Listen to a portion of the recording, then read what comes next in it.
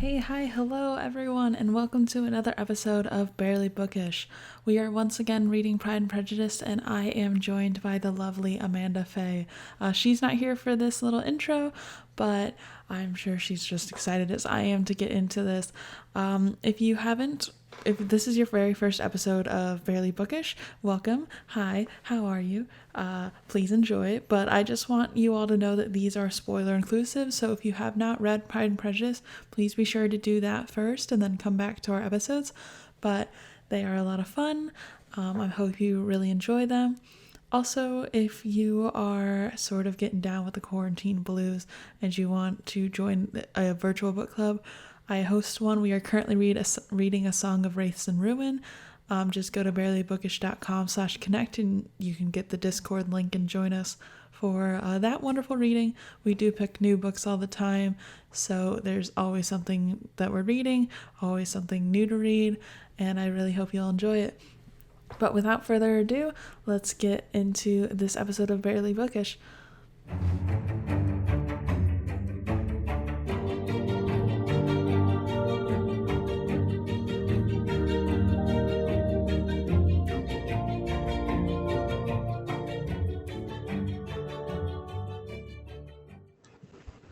So, chapter 38, Collins continuously toots his own horn for a minute about knowing Catherine again. And then Elizabeth and Marie, Charlotte's sister, are going to stay with Jane at Elizabeth Aunt's and Uncle house for a little bit. So, chapter 39, Elizabeth and Jane are back home again. They kind of have like a quick turnaround. And Wickham is going to go marry King. And is not going to anymore because she went away to her uncle in Liverpool. That was like a short thing anyways. Yeah. So, chapter 40, Elizabeth fills Jane in on everything that happened with Mr. Darcy. Elizabeth is trying to figure out if she should reveal the truth about Mr. Darcy. And then she kind of ends up telling Jane, but they decided not to tell the entire family, but she doesn't tell Jane about Bingley. She just doesn't want to bring it back up again. And then while Elizabeth is home, she can also see how much Jane cares about Bingley, which makes me so sad. Like, in this part. Because I'm like, oh, no, they have love. They should be together. It is sad. Yeah, that part hurt me. That hurt me.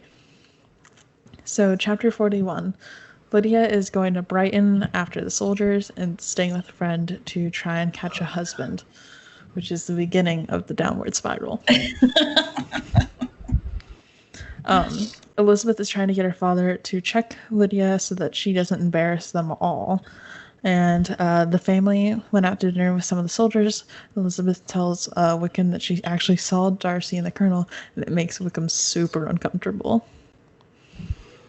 Oh, yeah. He's like squirming in his seat. He's like,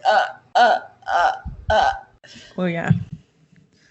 So, chapter 42, Lydia has officially gone after the officers and is staying with a family friend, but her letters are leaving much to be desired. She basically is just saying, like, okay, sure, yep, having fun, definitely safe, and that's about it. Well, she's not the brightest crayon in the box, so I bet writing is painful for her. And she'd much rather be, like, going out with boys than actually writing home to her family. Yep. Elizabeth's trip with her aunt and uncle is now going to be a bit shorter, and they won't make it to the lakes, which Elizabeth is really disappointed about. Elizabeth's aunt and uncle arrive and drop their kids off to be watched by Jane. So they're traveling, and they're at Pemberley, which is where Darcy grew up. And in this moment, I was like, oh, I think he still owns it. And Elizabeth is nervous that she'll run into him. Bum, bum, bum. Bum, bum, bum. So Elizabeth hears that they're not going to be home for the summer, so she relaxes and ends up going. So chapter 43, Elizabeth kind of loves the natural beauty of Pemberley, and she's really enjoying it. And she's like, ooh, maybe I should have married that guy because, like, this is a really nice house. And you can tell how much care they put into it. Mm-hmm. Because it's not just a nice house. It's like they actually enjoy it and care for it, which I love. And the outside too. She just, you know how much she loves to be outside, and the outside is just beautiful. Yeah. When they showed the house on like the 2005 remake, I was like, oh my gosh. Like, yeah, I would also marry someone who's not that great of a person for that house. So, like, I get it. And then I thought it was kind of weird that they were even able to get into this house. Like, is that something that people did if they were rich, is like visit their house even when they aren't there? Yep. They, most of the times they have the public wing and the private wing. Oh, okay. So people weren't allowed to go to the private wings of the house, obviously, because that's where the actual people lived. But the public wings it was expected that if you owned a great house, I mean, that's why it was called a great house. You know, it was meant to be on display. So it was expected that if you owned one of these types of properties and you wanted to show it off, I mean, sometimes, you know, some of these houses, you know, they'd spend 1,000 years collecting and organizing, and they've got portraits of grandparents that are, you know, 600 years old on the wall. They want to show this off to people. They want people to say, "Oh, look at how pretty it is. Look at what a good job you've done." Yeah. So yeah, that was part of the housekeeper's job, was to make sure that the house stayed presentable for tours. Because, like, I don't know, maybe I just don't know that much about history, I guess, but I was like, oh, that's kind of weird, right? Like, so then this is the point where she's like, Elizabeth's starting to feel a little sad that she rejected the proposal because she absolutely loves the house. And then they say, after saying that Darcy's not going to arrive all summer, they say that Darcy's supposed to arrive at the house tomorrow with some friends, and that Miss Darcy is going to be coming with them. So she's like, okay, well, at least we came today, so I won't see him. Oops. The housekeeper thinks super highly of both the Darcys, which I thought was really nice, because I think the fact that they treat the people who work for them well shows a lot about their character. Yes. So, and it sounds like this is where the housekeeper kind of talks about how good of a brother Darcy is and how he absolutely spoils his little sister, which I thought was super cute. Elizabeth is starting to warm to Darcy more. And at this point, I wasn't calling it love. I don't think that she was in love with him yet. I think she just doesn't hate him. So then I was like, in my notes, it just says, Darcy showed up with an exclamation mark. And he immediately comes up and greets them after being in complete shock by spying them from like across the field. He's like, oh, there's people in my house. Oh, it's Elizabeth. Now, you've seen the 2005 movie. Mm-hmm. Did you watch, and I'm assuming this is a no, but did you watch the BBC miniseries? No, not yet. Have you, even though you have not watched the BBC miniseries, have you seen the coming out of the lake scene? No. It is probably one of the most famous scenes in cinematic history, and it is what made Colin Firth, because Colin Firth played Darcy in the miniseries. I saw that. Yeah. So in the miniseries, the way they see each other is he is coming home all by himself, you know, and he comes up to a little lake on the property, and he's like, it's hot, I'm by myself, nobody's here, whatever. So he strips down to his underthings and jumps in the water.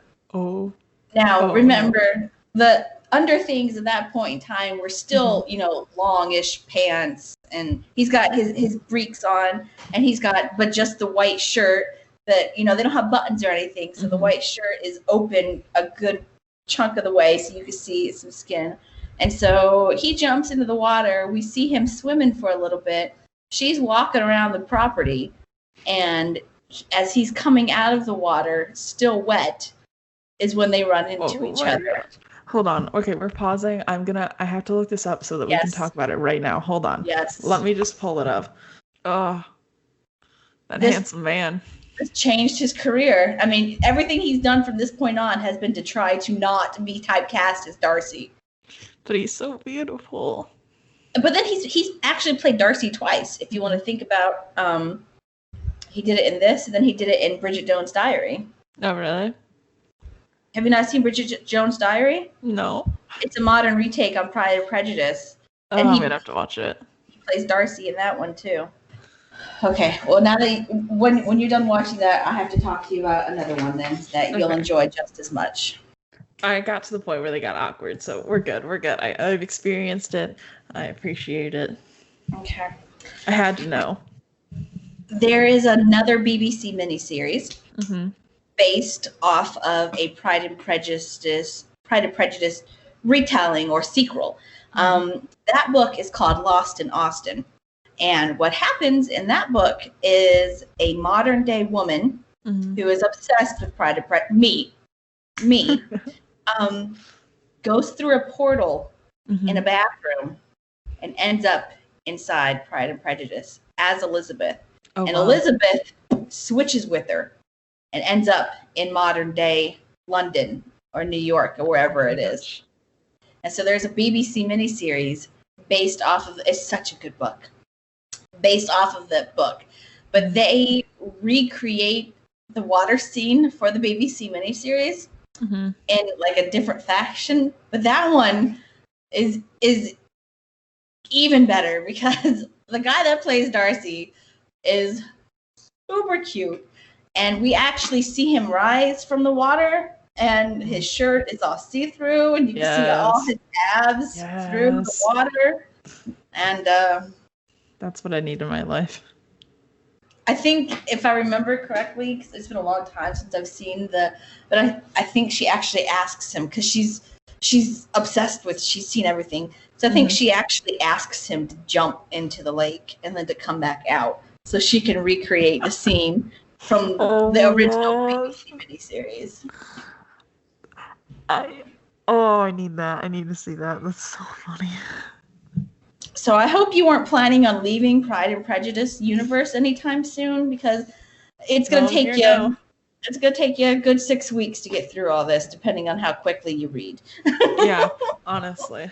Oh, okay, so back to the book. I get so distracted because there's so many good side versions of this.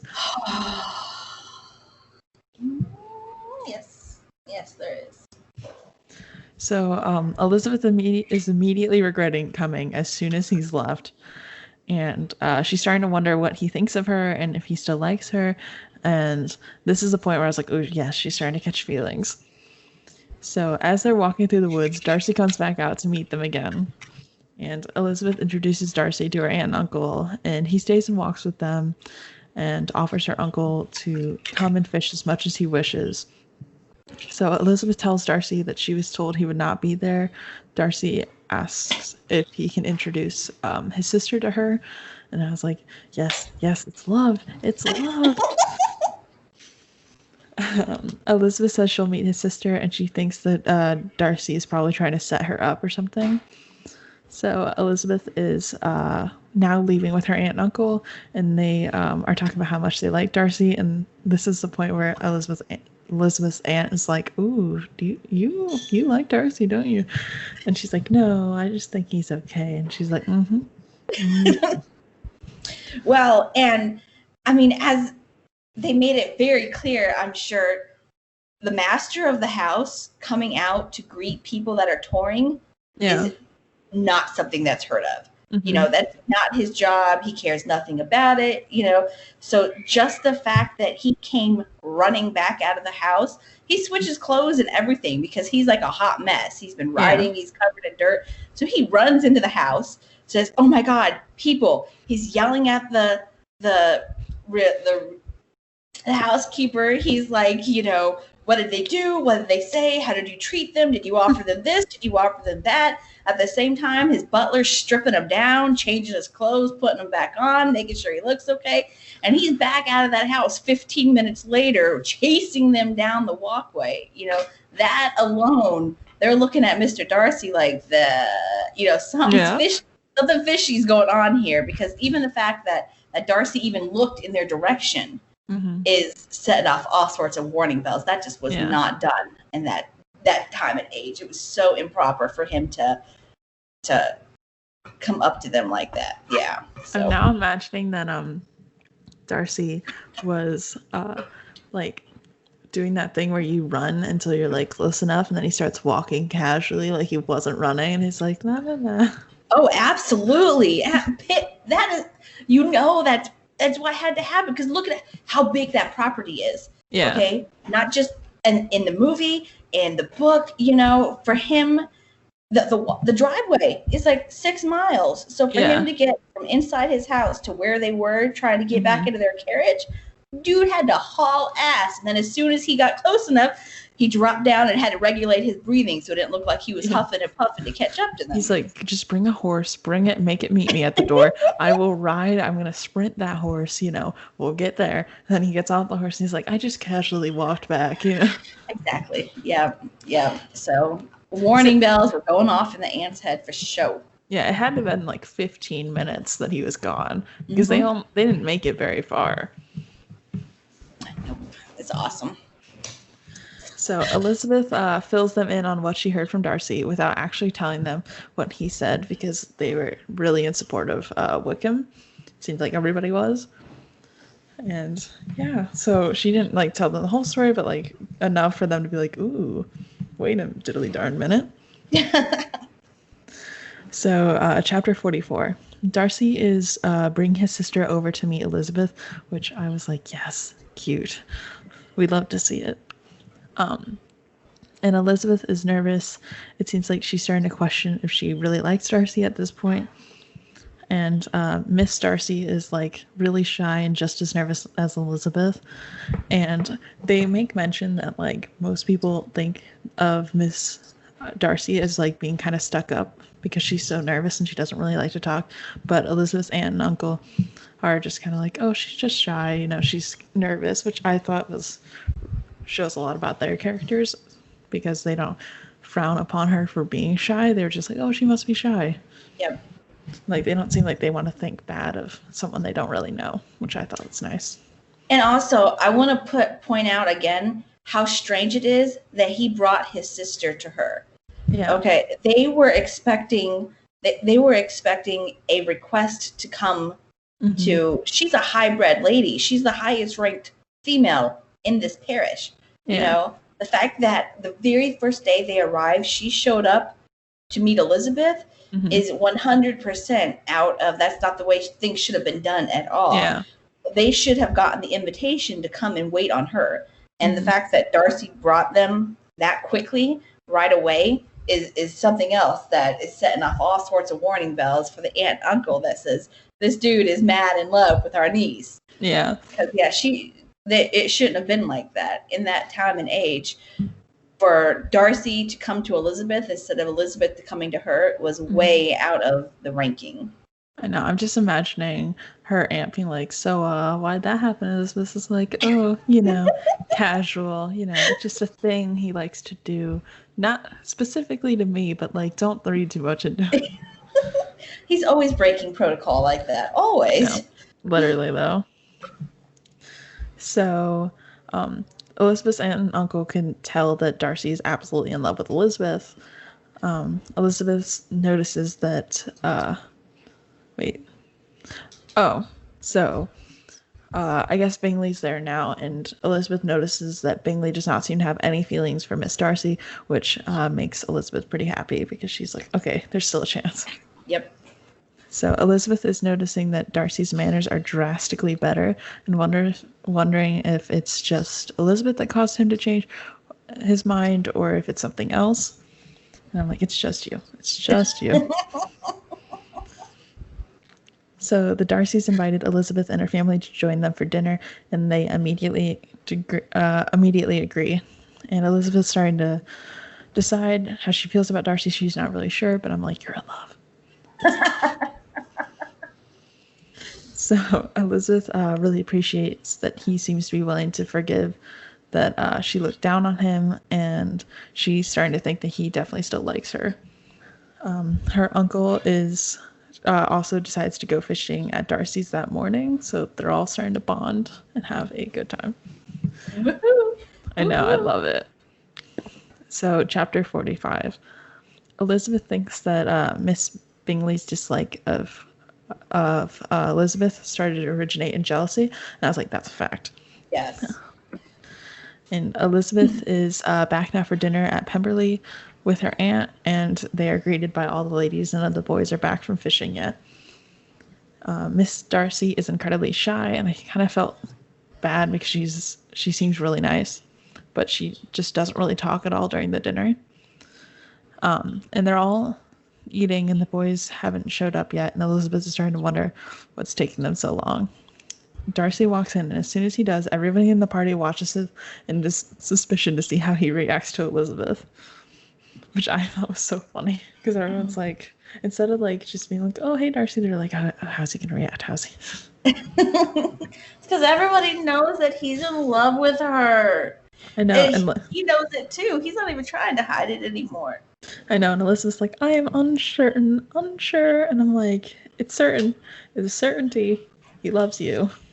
I'm so glad we're past that. Oh, I was gonna say I'm so glad we're past that point where people could be honest with their feelings, but I guess we're really not past that point. We should be past that point.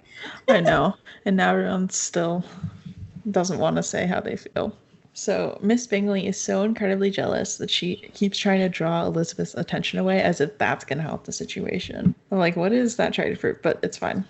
So Miss Bingley tries to covertly ask about Wickham, and Elizabeth responds without any real emotion and glances at Darcy, which seems to make Darcy incredibly happy.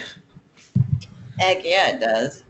Like, I don't think she understands, like, Miss Bingley like Caroline understands that this is completely backfiring on her. And the more she's trying to make Elizabeth look bad, but the more she tries to make Elizabeth look bad, the more Darcy looks down on her for being disrespectful and stuff, for being rude. True. Like, try to have a better personality and it might help you in your favor. Not. So Miss Bingley tries to talk trash about to Miss Darcy about Elizabeth, and Miss Darcy's not into it because she really likes Elizabeth, which makes me happy because at least Elizabeth gets a sister-in-law that she likes. And you know that he had to have. I wish I could know how much he's talked about her to his sister. For his sister to be so worked up over seeing her already. I mean, does she know the whole story? Does she know he's already proposed? Or, what's going on? She does, because I'm imagining they're pretty close. And then I'm also thinking that, like, every time he sits down to read a book, he's like, Elizabeth would like this book. And Caroline's just like, I bet she would. I'm imagining it's something like that, where every time he does something, he's like, Elizabeth would enjoy this. Probably. Yeah. So, Miss Bingley then goes on to talk about how ugly Elizabeth is, and Darcy says that he thinks she's beautiful and leaves the room, and I was like, yes. It's like a drop the mic sort of moment. I know. He's like, he's not going to stand for it because Caroline is just so hateful, and he's like, I'm not interested in this conversation. I'm just going to leave. Peace out. When you say peace out, my brain goes, A-town. I know. So, chapter 46, Lydia went off to Scotland with Wickham, and this is where everything hits the fan. So now, apparently, no one can find Lydia. They're thinking that he has no intention of marrying Lydia, and the Colonel thinks that he's not to be trusted. So Jane wants Lydia to, not Lydia, I wrote that wrong.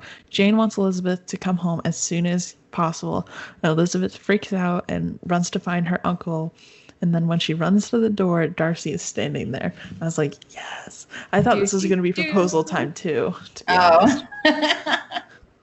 But I was like, not the time, but also I'd love to see it. So Elizabeth bursts into tears, and Darcy is immediately worried and trying to see what he can do. And I'm just imagining he opens the door and she's crying, and he's just like, hey. See, he probably wants to hug her and help her, and he feels like he can't. Yeah.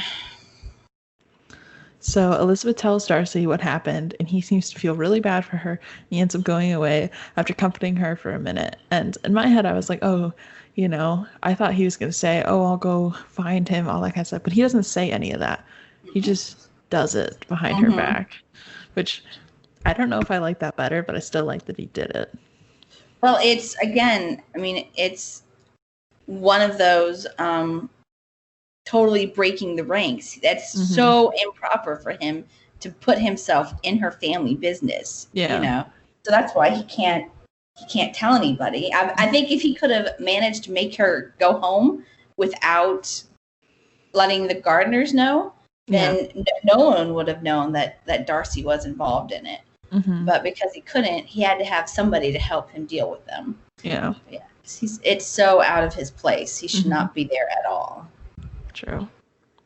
So Elizabeth's aunt and uncle come back, and she told them what happened, and now they all immediately pack up their stuff and leave.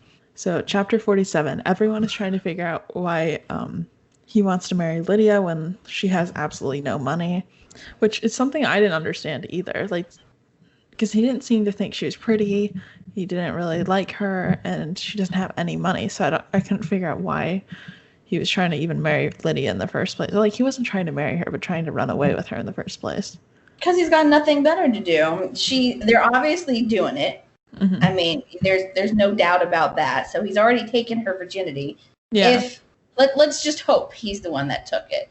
Yeah. So he's got somebody who thinks the world of him. So it's kind of like Lady Catherine. She wants people around her that tell her how awesome she is. Yeah. So he's got someone around him that tells him how awesome he is. He can have sex with her whenever he wants, so he doesn't have to go out trolling for it. And so why not bring her along when he goes to run? But there's no way he was ever planning on marrying her. He's such a dirtbag. Yeah, he is. And I also hate Lydia, so. But she is I have to say that she is a child, so it's not she's still at the age where she could have had fun and, enjoyed balls and let men flirt with her. So Well, in this day and age, he'd be arrested for kidnapping.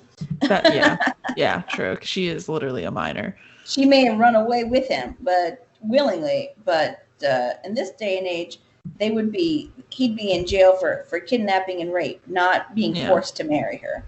Yeah. Because it's I know that at the age of 16, it's not that you necessarily don't understand the world, but I mean it more so she was still trying to have fun and she was young, and this guy convinces her, hey, if you run away with me, we'll get married. And she's like, all right. Sounds like a plan to me. Yeah. So this is the point where everyone's starting to realize that they think Lydia might be living with him outside of marriage, which means that they are doing the dirty. Yes, ma'am. So Elizabeth's back home, and her dad is already in London looking for Lydia. And I'm just trying to imagine what, quote, looking for Lydia is. Are they going to everyone's door and banging on it and be like, open up, let me see? Or how?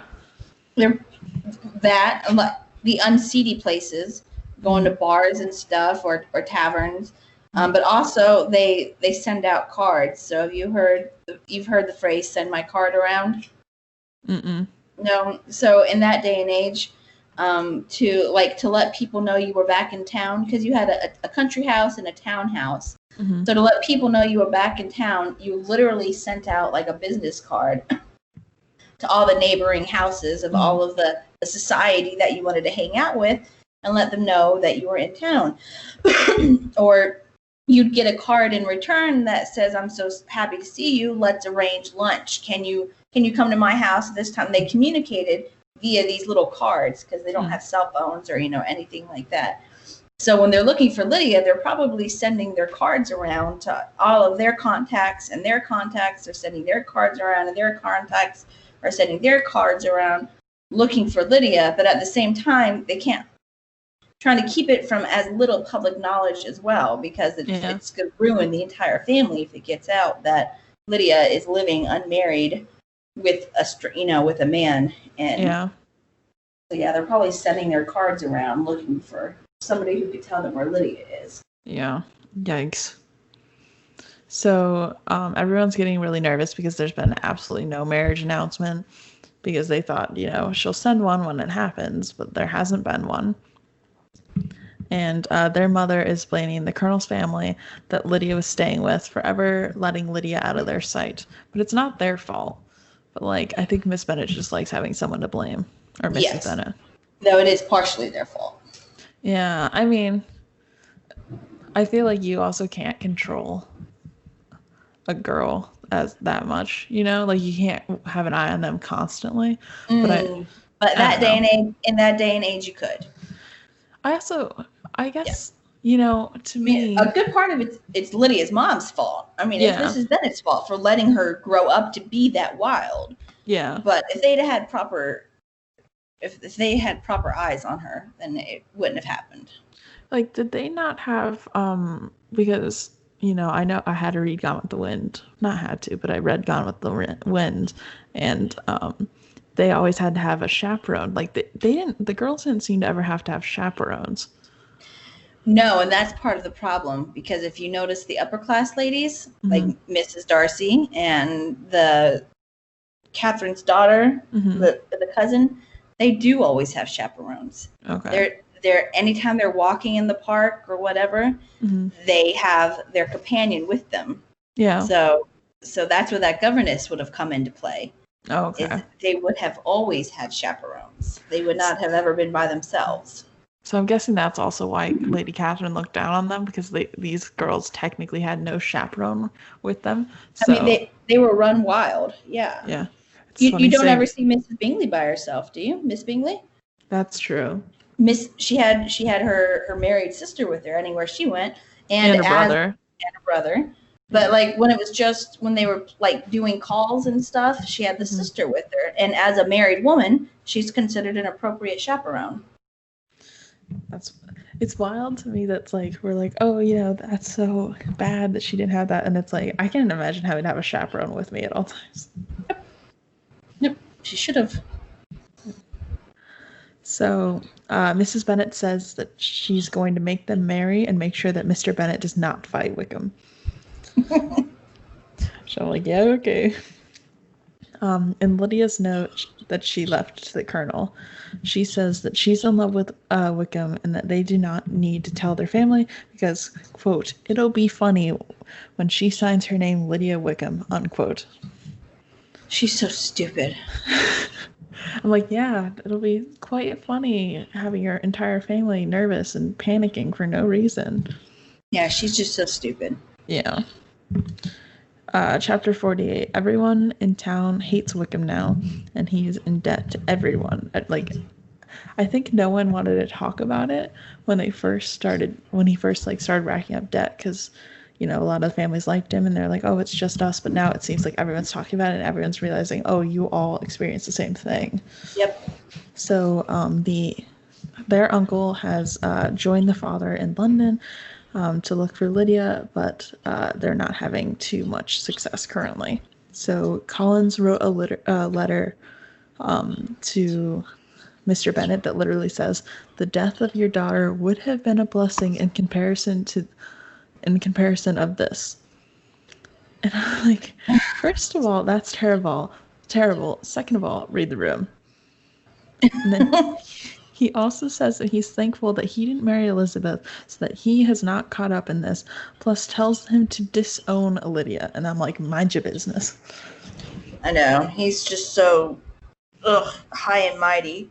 I know. He's horrendous. So Wickham left a lot of money in gambling debts in Brighton.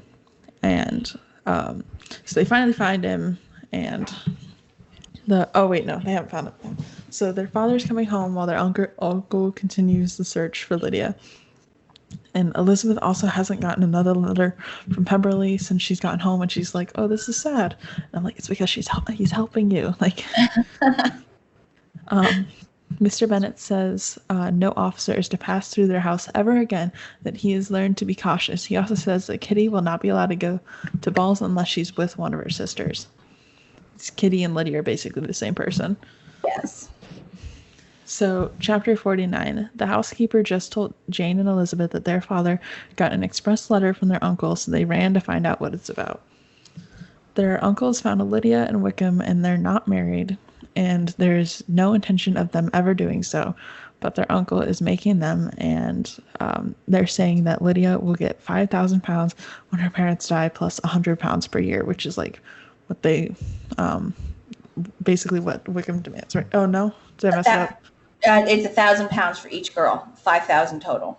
Oh, okay. I don't. I know that's kind of a lot of money, but simultaneously also not that much, right? No, not that much. But you think about Darcy gets 10,000 a year, Mm-hmm. and each girl will get 1,000 one time. Okay. Yeah, so it's not that much. So they're starting to suspect that their uncle helped to pay off some of the debts because apparently Wickham is not asking that much to marry Lydia, which I always thought that like men had to pay to marry the women, but now it's like he's getting paid to marry Lydia.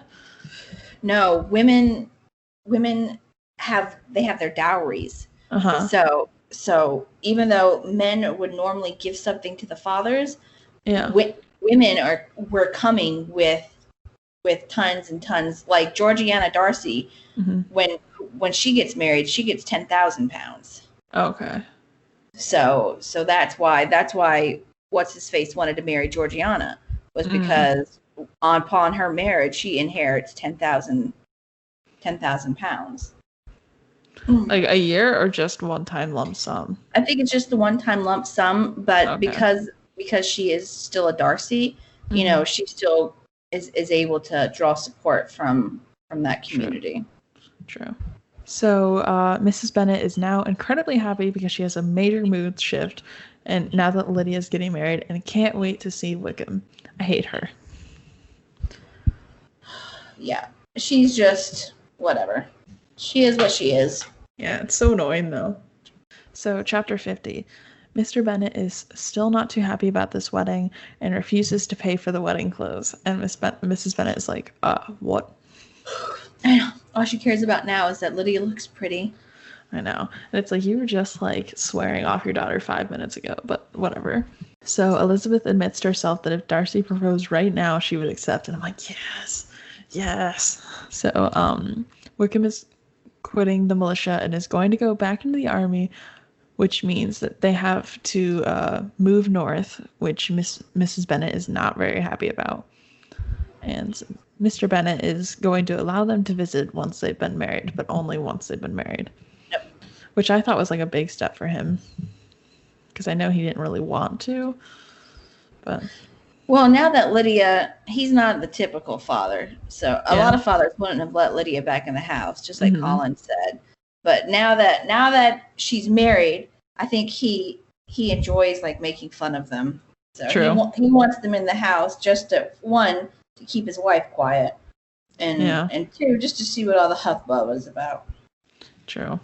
So chapter 51, Lydia and Wickham's wedding happened, which no one in the family went to. Is that strange? Except the uncle and aunt, I guess. It's strange because if it were done properly, if she had gotten married in a traditional way, then it would have been very strange. But because of the fact that they had been living together in sin and they had run away, it's not uncommon at all. They wouldn't want the girls exposed to them until they were married. Okay. So Mr. Bennet is not too happy to be there while their mom is overjoyed and wishes them happiness. And then Mr. Bennet hardly even speaks when he greets them. Lydia brings up that it's literally only been 3 months since she went away, and now she's married, which, again, read the room, because no one's happy about this. And she's like, I can't believe I'm so lucky. I'm the first one married. And I'm like, what? She's so stupid. Elizabeth got so fed up with listening to Lydia that she walked out of the room, which I could relate to because I've definitely done that. Lydia is boasting about being married to anyone that will listen, and she says that she's sure her sisters envy her. And I'm like, no one envies you at all. Like, you married a man that doesn't even love you. Lydia is recounting her wedding day to Elizabeth, who really does not care, and she says that she's mad she wasn't able to go out to parties once her aunt and uncle had found her. Your face right now is my exact face when I read it. I want the whole time I'm reading this part, and I'm like, just say your piece and be done. Leave with your husband so we don't have to deal with you anymore. Yeah. So Darcy was at Lydia's wedding, and Darcy told them to keep it a secret, but Lydia spilled it anyways. Unsurprising. Of course. Of Yeah, course. because Lydia cannot keep a secret. Elizabeth wrote a letter to her aunt to figure out what happened. And then we're on to chapter 52. So Elizabeth got a huge letter back from her aunt, and she's like, yes, because you had to spill everything in this letter because it's so thick. So her aunt tells her that Darcy actually found Wickham first and told her aunt and uncle where they were. And then Wickham confessed to Darcy that he didn't plan on marrying Lydia because he wanted to find someone more well off than her. Because he's a trash bag. And then it sounded like Darcy gave him some money, and from the sounds of it, their uncle didn't really contribute, even though he wanted to. Darcy took care of everything because he's a hero. And then the aunt also says that she is absolutely super annoyed with Lydia. And her aunt says that she really likes Darcy, and Elizabeth is regretting every mean thing she's ever said to Darcy. Yeah. So did you catch what else that the aunts didn't? She didn't say it outright, but she hinted too greatly. That she thinks, no, maybe not. That she thinks Elizabeth and Darcy like each other, or? Well, no, she says, I thought you already knew this. I thought you already knew this. I thought Darcy would have told you. Oh. So this whole time, this is going on, mm-hmm. They thought Elizabeth already knew. Oh, she thought like Elizabeth helped orchestrate this? Yeah, they assumed that, because what other reason would there be for this strange man to be all up in their family's business? True. If not because of Elizabeth. So this whole time this was going on, even though Darcy took pains not to mention Elizabeth's name, they thought that that's why she's like, I was so shocked to get your letter. We assumed you knew. Yeah. Because he did all this for Elizabeth. And so her aunt and uncle already assumed that they knew that Elizabeth knew everything that was going on. True. And because he's in love with her. I know. I didn't catch that part for some reason, to be honest. What chapter is it? It's chapter 52. Yeah. She says, I have just received your letter and shall devote this whole morning to answering it, as I foresee that a little writing will not compromise what I have to tell you. I must confess myself surprised by your application. I did not expect it from you. Do not think me angry, however, for I only mean to let you know that I had not imagined such inquiries to be necessary on your side. If you choose to not understand me, forgive my impertinence. Your uncle is as much surprised as I am, and nothing but the belief of your being a party concerned would have allowed him to act as he has done. But if you are really innocent and ignorant, I must be more explicit. So they're saying he did this because he's in love with you. We all know that. If you don't know that, it's time for you to get the picture. Open your eyes. I did not realize on the page. That. Oh my gosh. So, I mean, her aunt is basically telling her face to face or paper to paper, this all happened because this man is in love with you. And since you apparently don't realize that, it's time to get with the program, sweetheart. Oh my gosh, I love her aunt and uncle so much. I did not realize that. That's so funny. And then Wickham sits down by Elizabeth, and he is still low-key talking trash about the Darcy family. What a dirtbag, after he knows that they just helped him. It's just whatever. So trash. Like, they just did everything for him, and he's like, oh, but they're still the worst. And I'm like, no, they're not. You see, but in his mind, he never would have had to marry Lydia if Darcy hadn't just done what he wanted Darcy to do all that time ago. He thinks that Darcy should just be supporting him outright. Such a dirtbag. But yeah, that's all that we're going to cover for this episode. Thank you so much for joining me, Amanda. Where can all the people find you? Oh, yes. So you can find me at amandafaybooks.com. I am on Facebook at facebook.com/AmandaFayeBooks. You can find my profile. It's author Amanda Faye. And you can find me on Amazon, Amanda Faye Books. My 10th book is released next week.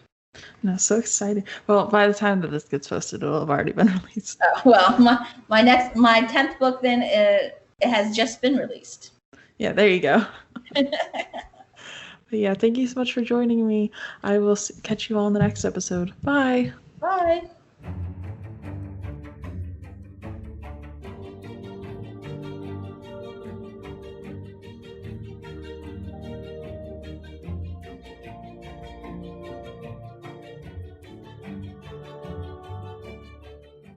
I hope you all enjoyed this episode of the Barely Bookish podcast. It's so much fun reading these, and I'm really just enjoying getting through Pride and Prejudice.